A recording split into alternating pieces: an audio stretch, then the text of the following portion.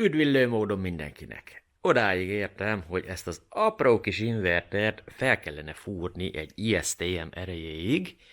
Természetesen ugye azzal kell kezdeni, hogy ezt a kis konzolt, amit hozzáadtak, legelőször is rögzíteni kellene a falon. Nekem már van itt egy szép 100-as tiplim, úgyhogy azt a tiplit ki fogom használni, és fúrok mellé még új lyukakat. Alapvetően már bizonyítottak ezek a tiplik és ezek a csavarok, ugyanis egyszer egy 100 kilós akkumulátort fúrtunk ide fel, és az sem szakadt le, akkor egy 50 kilós inverter sem fog leszakadni ezzel a fajta tiplivel és csavarral.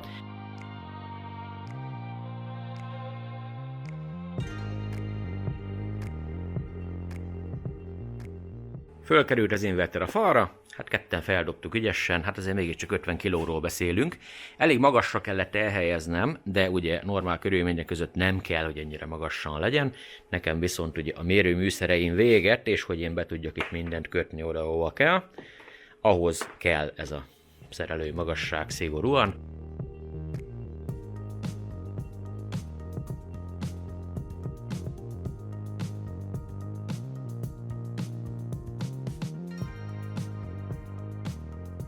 Bekötéseket ellenőriztem többszörösen, minden stimmel, ki fogjuk használni mind a kettő MPPT-t, az egyes MPPT-n egyébként ugye a 1-es, 2-es stringet még mérni is tudjuk a kis mérőműszereken, a másik kettőt azt csak magán az inverteren fogjuk tudni megnézni. Kiszolgáló akunak pedig ez a kis tesztakku lesz egyébként, lényeg az, hogy ő teljesen alkalmas lesz arra a feladatra, hogy akár 300 ampert is kicsaljunk belőle rövid időre.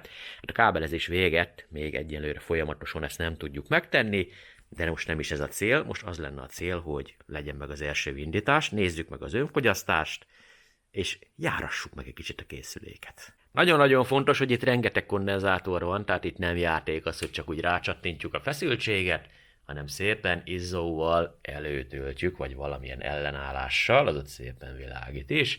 Tehát ha feltöltődött a kondim, csak akkor kapcsolom fel a két fő biztosítékomat. Szépen töltődik, tehát azt jelenti, hogy nem csináltam sehol semmi rövidzárat és semmilyen elkötést. Ez egyébként egy nagyon biztos módja annak, hogy jó legyen, és itt valami probléma van, ugyanis nem tud elindulni, én szerintem be van kapcsolva a készülék, tehát innen is látszott gyakorlatilag, hogy próbált elindulni, csak hogy még nem kapott annyi áramot, hogy ő el tudjon indulni az izzón keresztül. Na most akkor ugye elértük ezt az 53 voltot, most kapcsolhatom fel a biztosítékomat, és innentől kezdve jöhet az első indítás, amit ugye itt fogunk megtenni, az on-off gombbal. A DC switchünk még egyenlőre off állásban van, jól is van ez így. Most akkor bekapcsolom a készüléket, és nézzük meg, hogy hogy indul el. Próbálom úgy mutatni, hogy látszódjon is belőle valami.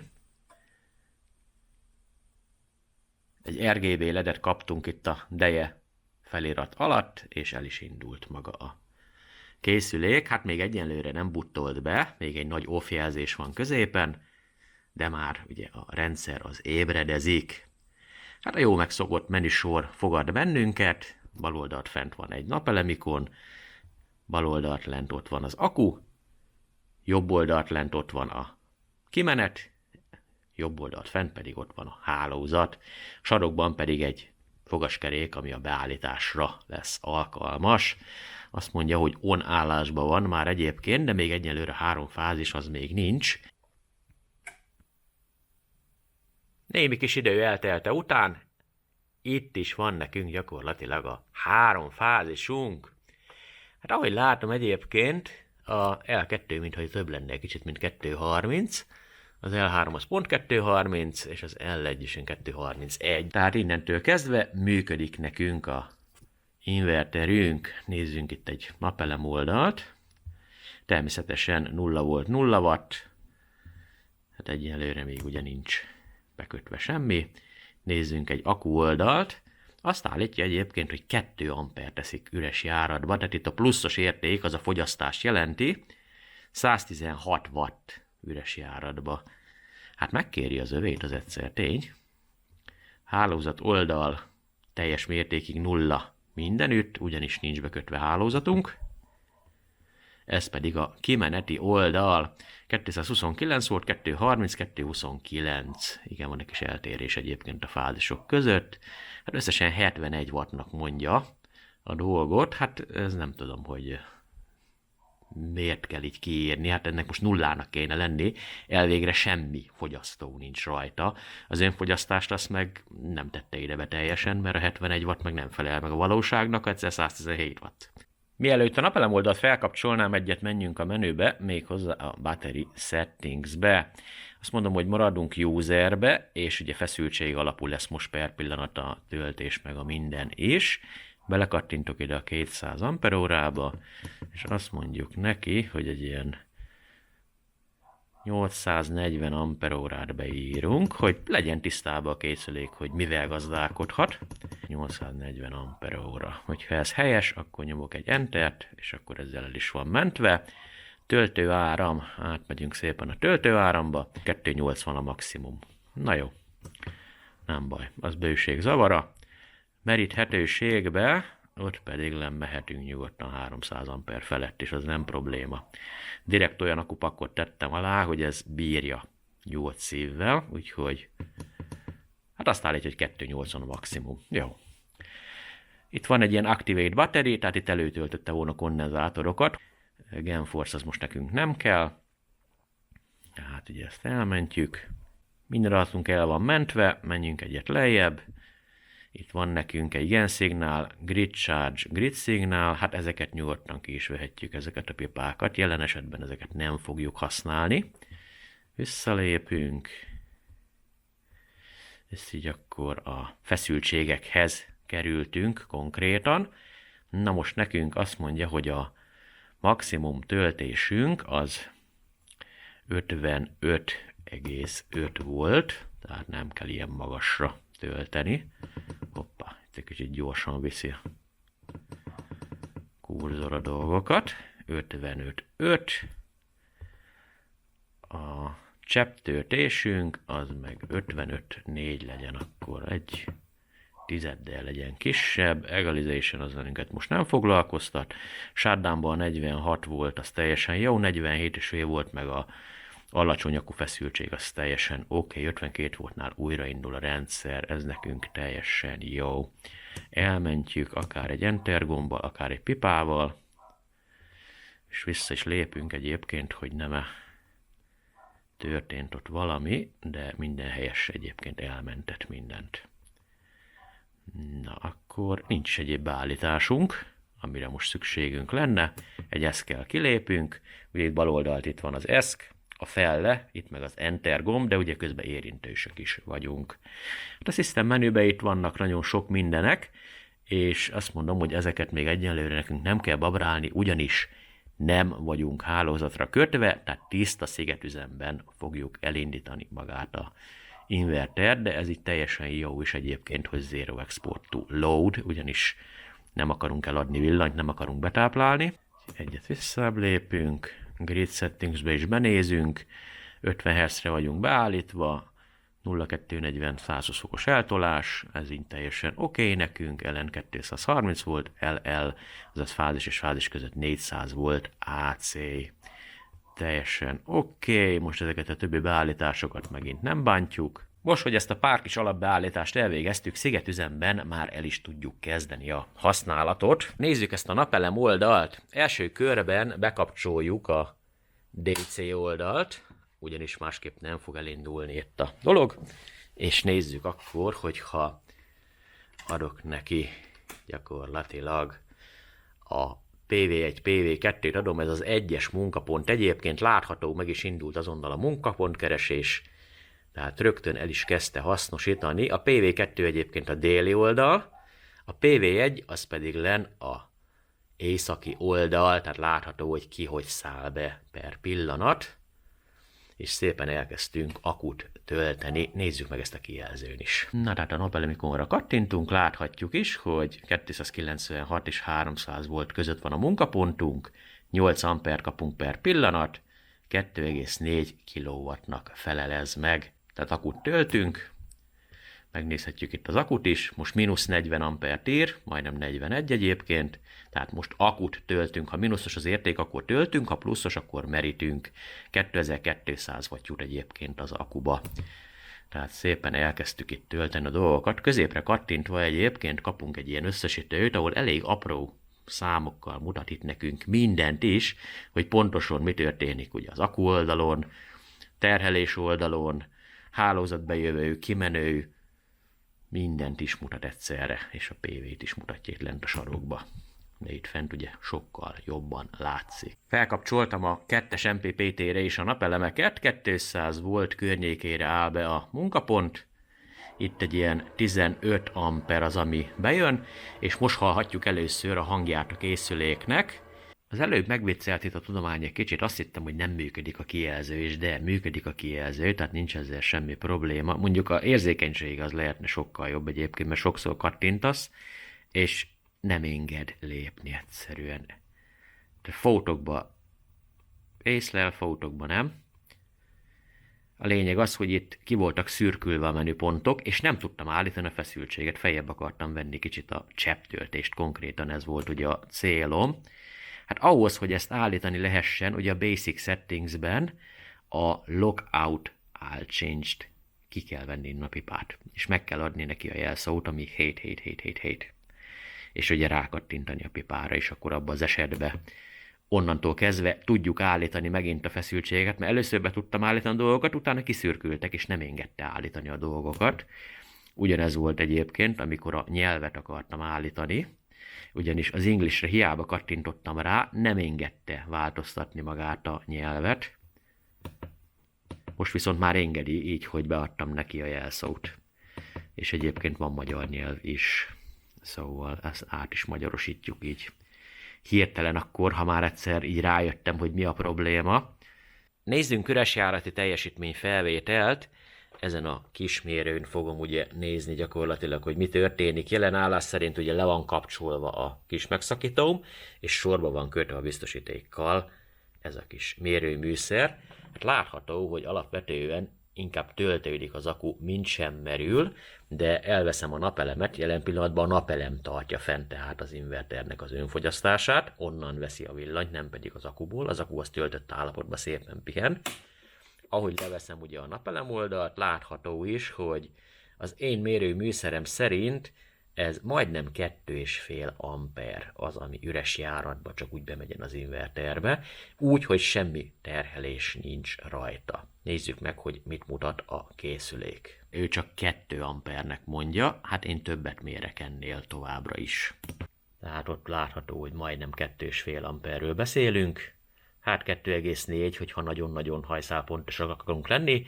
Ha visszaadom neki a napelem oldalt, akkor gyakorlatilag vissza fog ugrani nullára, sőt elkezd még tölteni is konkrétan akut. Bár annyira nagyon nem kell neki tölteni, mert tele van az aksi.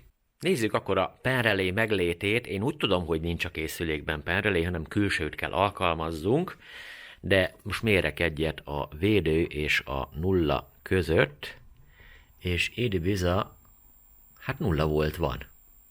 Tehát azt jelenti, hogy akkor van penrelénk. Nézzünk egyet a 1-es fázis és a védő között. Így már 230 voltunk van, akkor nézzünk egyet a 2-es fázis és a védő között. 231, 3-as fázis és védő között. 230. Természetesen, hogyha a 0 és bármelyik fázis között mérek, akkor is ugyanúgy 230 volt, tehát itt mérem egyébként, hogyha valaki nem tudja, hogy hova teszem a mérő csúcsokat. Na de nézzünk akkor 1-es, 2-es fázis között feszültséget. Ez most vonali feszültség lesz, 397 volt. Mérek egy másik 2 között, 401 volt, és megint másik 2 között, 399. Tehát megvan a 120 fokos eltolásunk, bár elhisszük a készüléknek, hogy valódi 3-fázisú. Ez nagyon örvendetes egyébként, hogy a penrelével sem kell foglalkozni. Idehoztam a Sauna KH-mat, és akkor megnézzük, hogy mi történik, ha adunk egy kis szimmetrikus terhelést az inverternek. Fel fogom kapcsolni a kimenetemet. Most ugye így 3x10 amper körülre rántottuk meg itt a dolgokat, látható, hogy legelőször az akkura támaszkodott, és a napelem oldal csak most kezdi bevonni a buliba, és találja a munkapontot, szépen emeli a napelemből a kivehető teljesítményt, és gyakorlatilag már majdnem nem használunk semmit az akkuból, illetve hogy még 15 ampert még éppen használunk. de szépen emelkedik egyébként a munkapont. Így azért ennél a terhelésnél már a ventilátor az el is indult. Konkrét terhelésünk az 7 kW per pillanat. Ez most ugye szép egyenletes, 2370 wattot mutat, 2391 és 2384. Hát nagyon szépen működünk, ebből a 7 kW-ból majdnem 6,6-ot meg is kapunk napelem oldalról. Na de azt mondom, hogy egy kicsit erősítsük ezt a dolgot, tudunk mi többel is fogyasztani. Dobtam rá kis terhelést, 13,9 kW-on járunk, azért itt szépen kezd így kirajzolódni, hogy úgy kihajtjuk rendesen magát a fázisokat. Majdnem 4600 watt egyöntetűen, csak az egyes az, ami kicsit le van maradva érdekes módon. Hát nagyon szépen működünk. A napelem oldalunk az annyira nagyon szépen nem működik. Konkrétan 7 kW-ot veszünk ki az akuból, és 6,6-ot termelünk hozzá. De 3x20 amper egyébként, ami kimegyen. Lássuk, csak itt meg tudjuk nézni. Igen, itt jobb oldal tudjuk megnézni egyébként. 19,7, 19,9, 19,8. Hát névleges 20 amper. Feszültségünk egy kicsit beesett 226 voltra, de ez még ugye határeset, tehát minden probléma nélkül működőképes. Hát egy ilyen majdnem 140 amperrel verítjük az akut, nem egy halálos dolog egyáltalán. Ugye itt is meg tudjuk ezt nézni, itt van, itt szépen nagyba is látszik konkrétan. 7 kW-ocska mindösszesen, hát nem veszélyes. Ilyenkor ugye a ventilátor azonnal jár, de hát a 7 kW-tal is megindult. Nézzük meg, hogy mi történik, hogyha én mondjuk azt mondom, hogy egy kis aszimmetrikus terhelést teszek rá. Mondjuk a 3-as fázisról leveszek egy kis terhelést, tehát a 3-as fázisom az kicsit kisebb lett. Ebben az esetben 11,3 kW-ra esett a összterhelésünk, a 3-as fázison csak 2,3 kW van, a többi megmaradt 4,5 körül. Tehát aszimmetrikusan terhelhető, hogyha leveszek még egyet, ugye akkor már a 2-es fázist is lejjebb vettem, ami azt eredményezi, hogy most már csak az 1-es fázison van 4,5 kW-unk. Na de hát ez teljesen természetes egyébként, hogy ez így tud működni. Most egyébként lekapcsoltam mindet, hogy akkor megint szimmetrikus terhelésbe legyünk. Tehát 3x10 amper az, ami most is kimegyen. Ez az inverter egy 15 kW-os inverter, tehát 3x5 kW-ot ki tud szolgálni minden probléma nélkül. Na de nézzük meg, hogyha kicsit össze akarjuk zavarni, mondjuk az 1-es fázison sokkal többet szeretnénk fogyasztani. Hát arra gondoltam, hogy mondjuk az 1-es fázison kéne fogyasszunk egy ilyen 32 ampert, úgyhogy én most elindítok egy pár darab hősüsit.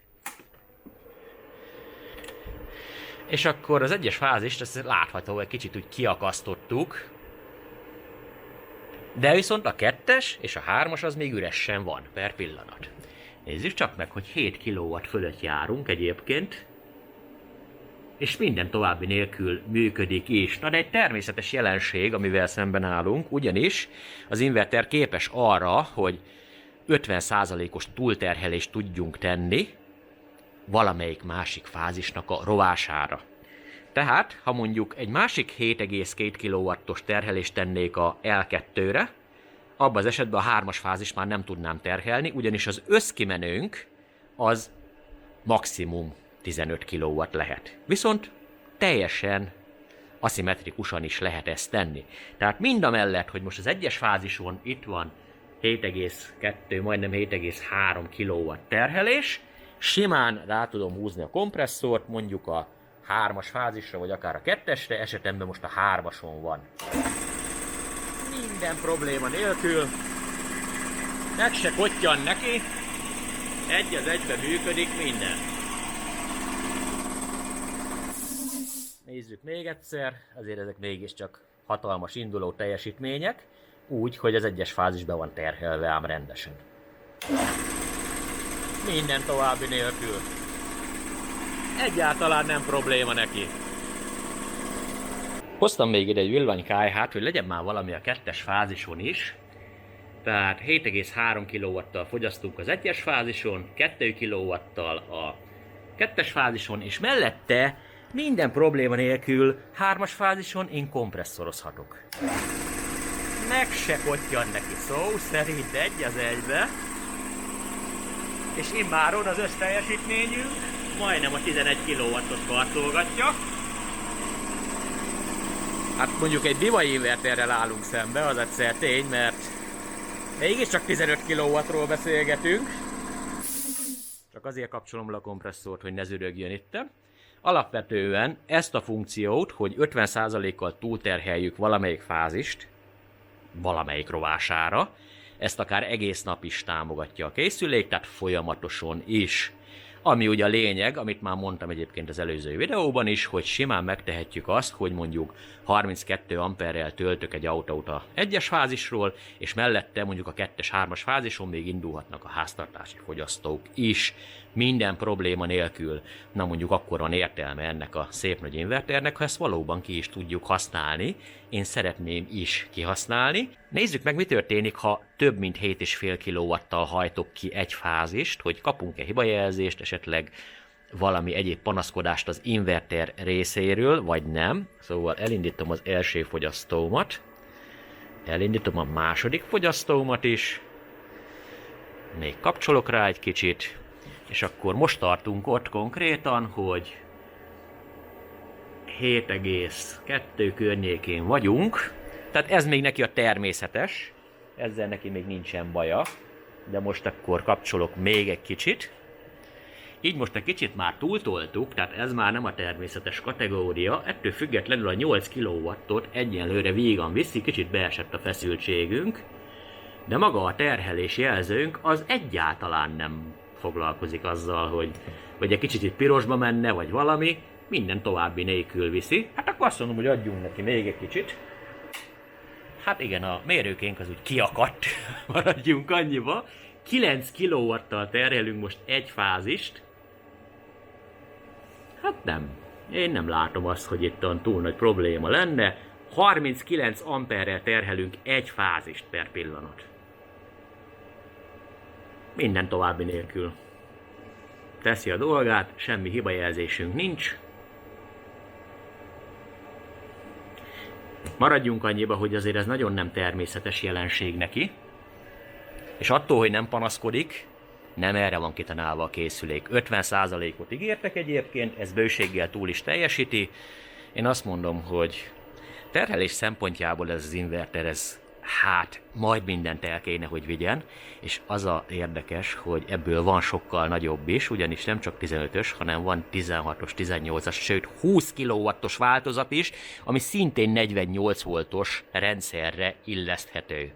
Ugyebár nekem most töltődik az autóm közel 11 kW-tal, 10, valamennyi kilowattról beszélünk egyébként, 3 fázison, tehát egyformán terhelem be a fázisokat.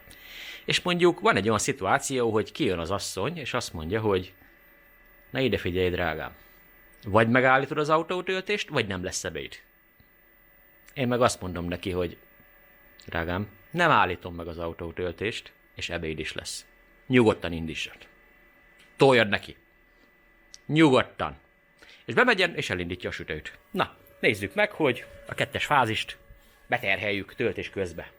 Tehát elindítja a sütést, és megküldtük neki rendesen egyből gyakorlatilag. Tehát a 2-es fázison elindult a sütő, ami körülbelül 2,4 kW-ot fogyaszt. Esetünkben 12,5 kW-nál járunk mindösszesen. Hát a oldalt egy kicsit jobban merítjük, egyértelmű, most egy ilyen 124 amperrel merülünk 6 kW-tal, de ezt kibírja, semmi gond nincsen. Megnézhetjük ezt egyébként fázisonként is, hogy 5700 watt egyébként, ami kiszalad gyakorlatilag a 2-es fázison. Ez teljesen tökre jó egyébként, hát mondhatni névleges értéknél vagyunk. Azt mondja, hogy csak oda tenném a mosógépet is közbe, hogy mosson már a mosógép is. De szimuláljuk le azt is akkor, hogy mondjuk kezdjen el működni itt valami még. A 3-as fázist is megterheljük egy kicsit. És akkor szépen csendben elkezd itt emelkedni.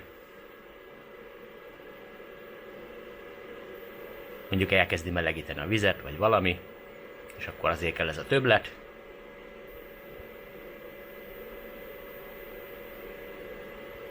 Minden további nélkül működünk.